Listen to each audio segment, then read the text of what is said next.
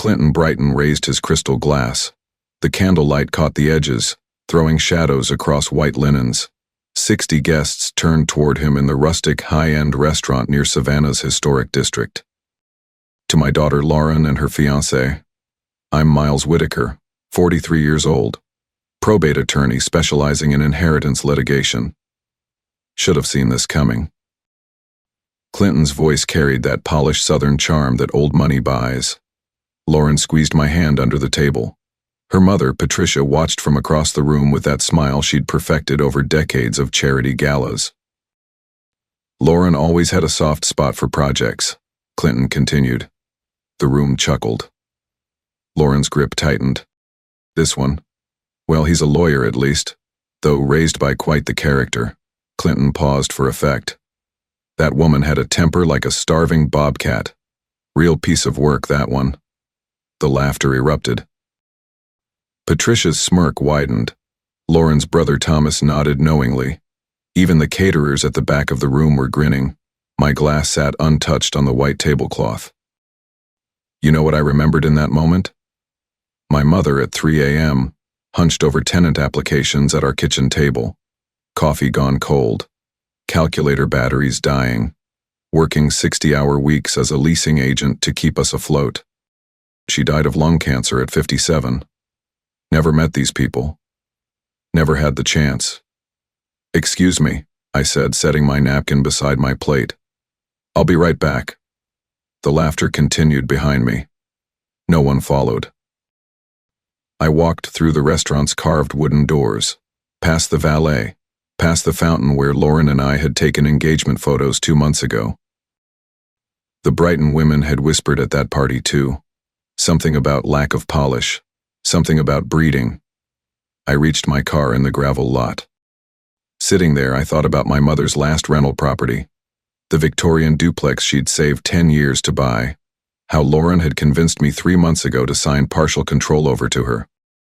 For tax simplification before marriage, she'd said. Now I understood why. The valet approached my window. Everything all right, sir? Just getting some air. I started the engine. In the rearview mirror, warm light spilled from the restaurant windows. I could see the celebration continuing without me. They thought this was over. They had no idea it was just beginning. Some people inherit money. Some inherit land. My mother left me something else entirely. She taught me patience. She taught me precision. And she taught me that the best fights are won in silence. 20 minutes later, I was home. Out of the monkey suit. Into jeans and a button-down. I opened my laptop on the kitchen table, pulled out a yellow legal pad, uncapped a black pen. Time to do what I do best. Time to look under the hood of the Brighton family fortune. Because here's the thing about old money families. They always assume no one's watching. They get sloppy, they get comfortable, and they forget that probate attorneys spend their days uncovering exactly what people try to hide. My phone buzzed. Text from Lauren. Where did you go? People are asking. I set the phone aside. Let them ask. I had work to do. First stop, public records. Second stop, tax filings. Third stop, trust documents. The Brighton family had just made their biggest mistake. They'd insulted the wrong man's mother, and they'd done it in front of 60 witnesses. Some lessons cost more than others. This one was going to cost them everything. The kitchen light buzzed overhead. 11:47 p.m. I opened the first filing cabinet. 20 years of organized chaos. Every case I'd ever worked, every pattern I'd learned to spot. But tonight wasn't about other people's money. Public records first. I pulled up the Chatham County database, started with basic property searches. Brighton, Clinton J. Brighton, Patricia M. Brighton, Family LLC. Each search revealed another layer. The Brighton family owned 17 properties across Savannah, 6 commercial, 11 residential, all filtered through interlocking trusts and holding companies. Interesting pattern emerging. I grabbed my yellow pad, drew lines between entities, shell companies feeding into other shell companies, classic laundering structure. You know what they say about old money. It's only old if you know how to hide it. My phone buzzed again. Lauren. Lauren. Miles, I'm worried. Please call me. I silenced the phone. Tax filings next. Georgia Secretary of State Business Registry. IRS public filings for nonprofits. Each document told a story. Here's what I found. Every major Brighton asset had been moved into LLCs within the past 5 years, right around the time I started dating Lauren. Coincidence? Doubt it. I pulled out the prenuptial agreement Lauren's lawyer had drafted, read it again under fresh eyes. Page 7. The legacy clause. Any marital assets acquired during marriage would be protected from claims by non-Brighton family members or their descendants.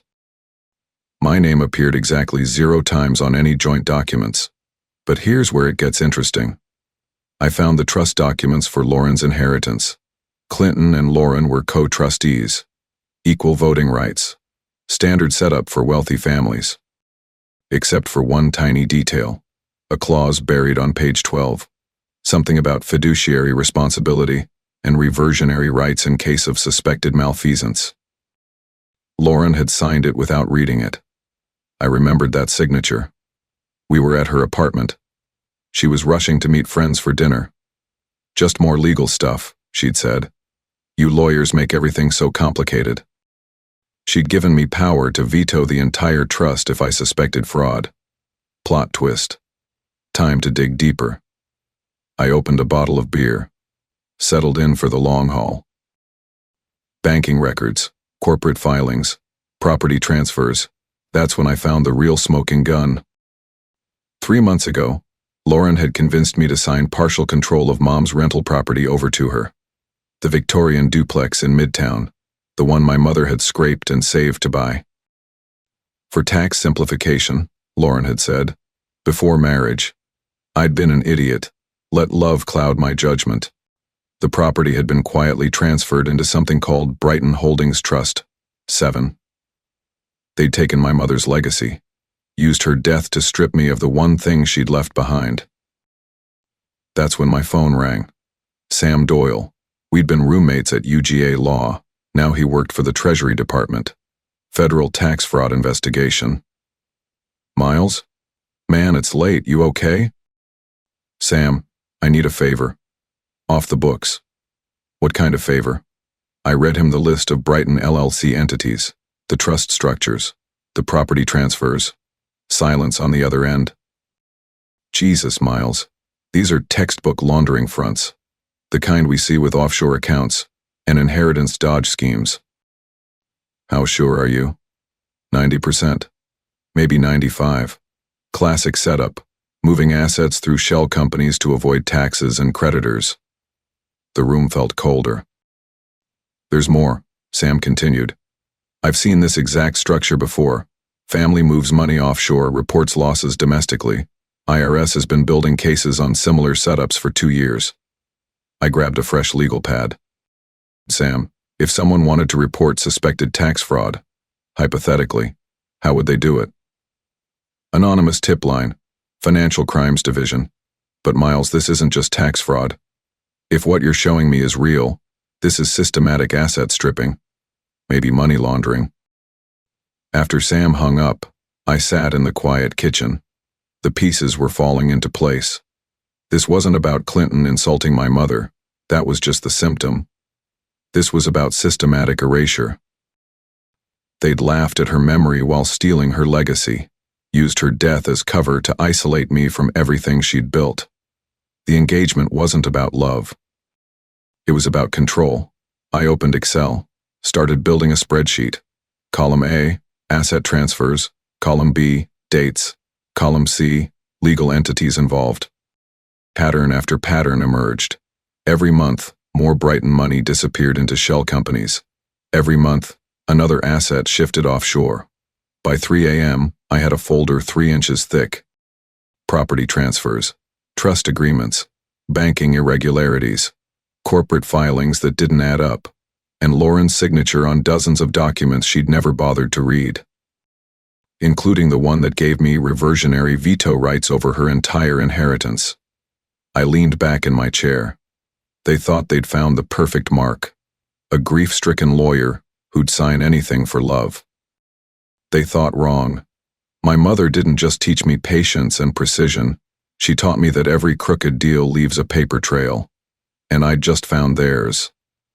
Time to call in some favors. Time to return the favor from dinner. Because here's the thing about systematic erasure. It goes both ways. They'd tried to erase my mother's memory and legacy. Now I was going to erase theirs. Monday morning, 6 a.m. 3 days since the rehearsal dinner. I sat at my desk in the law office. Same yellow legal pad. Same black pen. Time to put theory into practice. First document. Motion to freeze assets pending investigation. I drafted it professionally, clinically. No emotion, just facts. Petitioner seeks immediate judicial intervention regarding suspected violation of fiduciary duty, potential tax evasion, and asset manipulation involving Brighton Holdings Trust at 7 and related entities.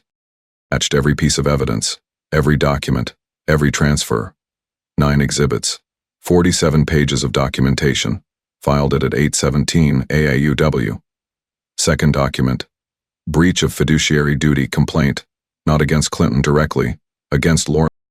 As co-trustee of Brighton Holdings, she'd transferred my mother's property without proper disclosure, used her position to benefit family interests at my expense. Her signature was on everything. Guess what the penalty for fiduciary breach is? Personal liability for all damages caused, plus interest, plus legal fees. Filed at 8:43 a.m. Here's where it gets interesting. I prepared an anonymous package for Lauren's employer, McCarthy & Associates Event Planning, high-end client list, reputation, everything. The package contained one simple document, a pattern analysis of Lauren's marital contracts over the past 3 years. Turns out, I wasn't her first project. 2 previous engagements. Both ended mysteriously. Both resulted in her family acquiring assets from the ex-fiancés. Professional dishonesty in personal relationships. Grounds for immediate termination. Dropped it in the mail that afternoon. Then came the business partners. I created a burner email account. Reached out to 2 key Brighton investors, Jameson Development, Coastal Properties Group. Sent them identical messages. Anonymous tips about potential IRS violations. Attached public documents. Nothing illegal about sharing public records. But here's the thing about business partners. They hate surprises. Tuesday afternoon I made a lunch reservation. Palmetto Club downtown, where Clinton's lawyer Harold Gibbs ate every Tuesday. I called Gibbs' office using a fake LLC name. Meridian Holdings, I said. We're interested in similar trust structures to the Brighton family. He agreed to meet. Wednesday, 12:30 p.m. sharp. Gibbs arrived wearing his usual seersucker suit. Bourbon neat before appetizers were ordered. I handed him a list of properties, all Brighton Holdings. Asked about the best way to structure similar assets. Well, Gibbs said, already half drunk, Clinton's been particularly clever, moving assets offshore before the new tax reforms hit. Smart man. I nodded. Kept him talking. We used that property from the deceased woman, his future son-in-law's mother. Perfect vehicle for the transfers. No one questions inherited property. The recording app on my phone captured every word. I asked more questions. He answered freely. By dessert, Gibbs had detailed the entire scheme. How they'd used my mother's property as a shell. How they'd planned to strip everything from me through the marriage. How Clinton had called me the perfect useful idiot. I paid the check. Thanked him for his time. Gibbs never asked for proper identification. Old boys club. They trust anyone with the right accent and the right clothes. Thursday morning brought the first phone call. Clinton's phone rang at 7:15 a.m. His bank. Mr. Brighton, we've received a court order freezing your accounts pending investigation. I wasn't there, but Lauren called me crying 20 minutes later. Miles, something's wrong.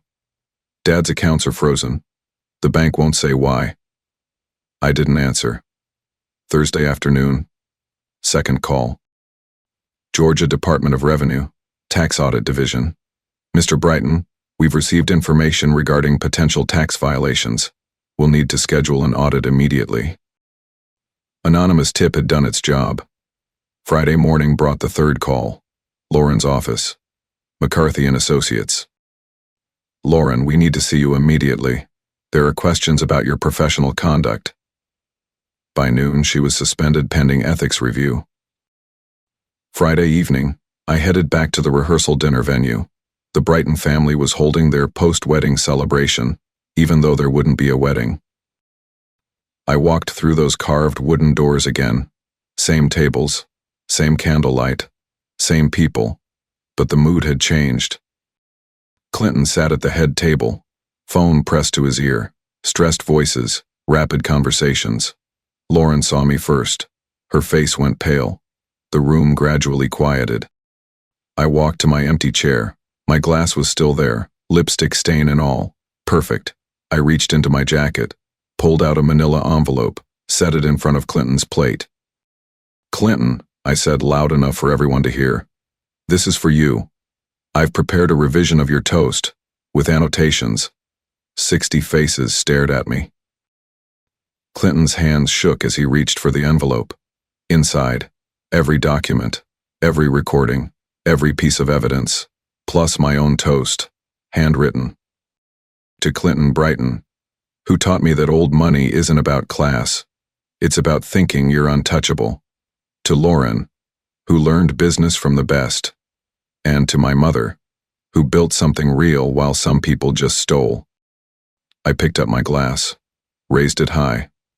To justice, and to patience, I drank. Clinton opened the envelope, saw the first page. His face went gray. You could hear a pin drop.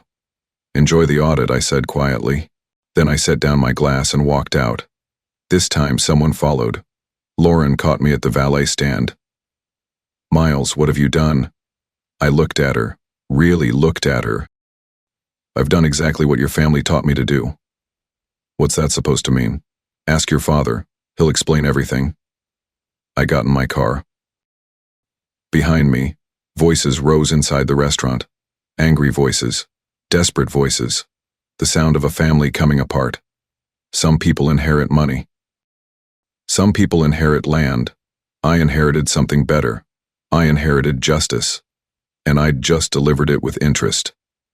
Saturday morning, 9:15, IEMYIM. My phone rang while I was drinking coffee. Unknown number.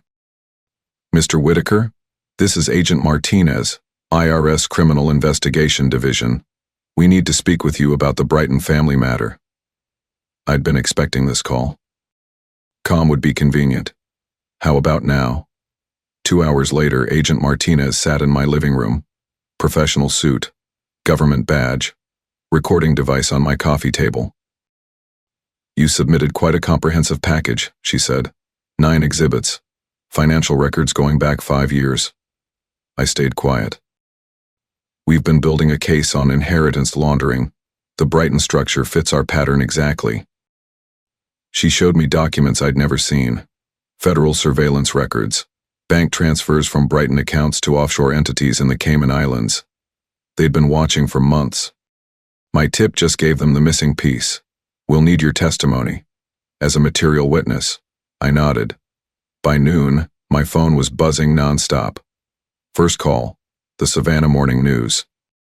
Mr. Whitaker, we're running a story about local family under federal investigation for inheritance laundering. Care to comment? I hung up. Second call, WTOC News 11. Sir, we understand you were engaged to Lauren Brighton.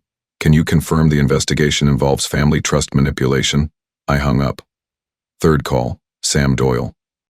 Miles, it's everywhere. Channel 5, Channel 11, even the Business Journal. Someone leaked everything to the press. Good, I said. Good? Miles, this is front page news. The Brighton name is done in this town. That was the point. By afternoon, the story had legs. Prominent Savannah family under investigation for inheritance laundering. Old money, new crimes. Brighton Trust scandal, Rock Historic District.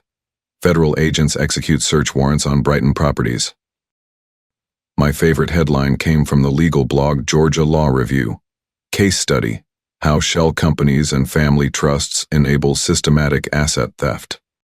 They'd posted Clinton's entire LLC structure, names, dates, amounts transferred, everything mapped out in detail. Public record, perfectly legal to publish. Monday brought validation, a certified letter from McCarthy and Associates. Due to recent revelations regarding ethical boundaries in spousal asset declarations, we have terminated our relationship with Lauren Brighton effective immediately. Clean, professional language. Translation: They didn't want any part of the scandal. Tuesday morning, Harold Gibbs called. Clinton's longtime lawyer. The one who'd spilled everything over lunch. "Mr. Whitaker, I need to speak with you immediately." We met at Forsyth Park, neutral ground. Gibbs looked like he'd aged 10 years in a week. "I'm cooperating with federal investigators," he said, "providing documents, testimony." He pulled out a manila folder. "I have to protect my bar license, my practice, my family." Inside the folder, years of Brighton family documents, the real ones. Trust papers showing systematic theft from family members, offshore accounts hidden from the IRS, asset transfers designed to cheat estate taxes. "Dave promised me everyone would stay quiet," Gibbs said. "They promised no one would look closely. Guess they were wrong." He nodded. "Your mother's property was just the beginning. They've been doing this for decades." Wednesday brought an unexpected visitor, Elizabeth Brighton Carlisle, Clinton's niece. Quiet woman, early 50s. She knocked on my door around sunset. "Mr. Whitaker, I wanted to thank you." I invited her in. "My inheritance disappeared 5 years ago," she explained. "Uncle Clinton said market losses, bad investments." She showed me bank statements. Turns out it was transferred to shell companies, hidden offshore. She handed me a handwritten note. "Thank you for looking closely." That was it. She left. Thursday afternoon brought the call I'd been waiting for. Judge Morrison's clerk. "Mr. Whitaker, the court has issued an emergency order regarding Brighton Trust 7. "What kind of order?" "Suspension of trust powers pending investigation. You're listed as the reversionary beneficiary." I drove to the courthouse, filed the proper paperwork. By 5 p.m., I had legal control of my mother's property again. Friday morning, I sat in my kitchen with the newspaper. Front page story: Brighton patriarch hospitalized after stress-related heart episode. Sidebar: family assets remain frozen pending federal investigation. Opinion piece: when old money goes bad, a cautionary tale. You know what the real story was? The Brighton family's power depended on one simple truth. No one looks closely. Old Southern families, established names, community pillars. People assume wealth equals legitimacy. They'd built their empire on that assumption. But they made one critical mistake. They targeted a probate attorney, a man trained to see through estate fraud, to spot hidden assets, to follow paper trails. They mocked my mother, not knowing she'd taught me everything about patience, about timing, about silence. She'd shown me how to build something real from nothing. They'd shown me how to tear something fake down to its foundations. The Brighton family had ruled Savannah society for generations. Now their name was poison, their assets frozen, their secrets front-page news. Some people inherit money. Some people inherit power. I inherited justice, and I'd served it cold, just the way my mother taught me. My phone buzzed. Text message. "Lauren. First contact since the restaurant. We need to talk." I deleted it without responding.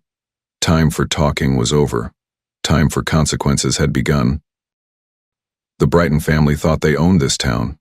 Turns out they just rented it, and their lease was up, 2 weeks after the courthouse.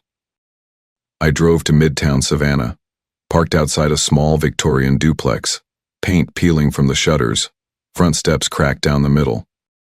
My mother's last property, the one she'd saved 10 years to buy. I pulled the keys from my pocket. Real keys this time, not copies, not shared ownership, mine. The front door creaked open. Inside, furniture covered in white sheets, dust motes floating in afternoon light. But the smell was still there. Faint lavender, coffee grounds, something that might have been vanilla. Her smell. I walked through the empty rooms. Living room where she'd spread tenant applications across the floor. Kitchen where she'd calculated rent payments by hand. Bedroom where she'd died too young. I opened the bedroom closet. Her clothes were gone, donated months ago, but on the top shelf, a shoebox. Inside, her old ledger book, green cover, worn edges, pages filled with careful handwriting, rent records going back 15 years, tenant names, move-in dates, security deposits. Each page methodical, precise, and in the margins notes in red ink. Always get it in writing. No family discounts. Trust but verify. Keep copies of everything. I sat on the bed, turned the pages. She'd built this little empire 1 month at a time. No inheritance, no trust fund, no shell companies. Just work, and patience, and attention to detail. Everything they'd tried to steal. I reached into my jacket. Pulled out the Brighton Trust packet. All those documents showing their schemes, their greed, their lies, their systematic theft. I walked to the kitchen, found the old cast iron skillet she'd kept on the stove, set the packet inside, lit a match. The papers caught quickly. Years of planning burned away in minutes. Smoke curled toward the ceiling, heavy, sweet. I opened the window, then I waited. The silence was perfect. Not empty. Full, complete, the kind of silence my mother had loved. After the fire died, I opened her liquor cabinet. Found the bottle of brandy she'd saved for special occasions. Never had one. Poured 2 glasses, set one beside the empty skillet, sat in her old rocking chair.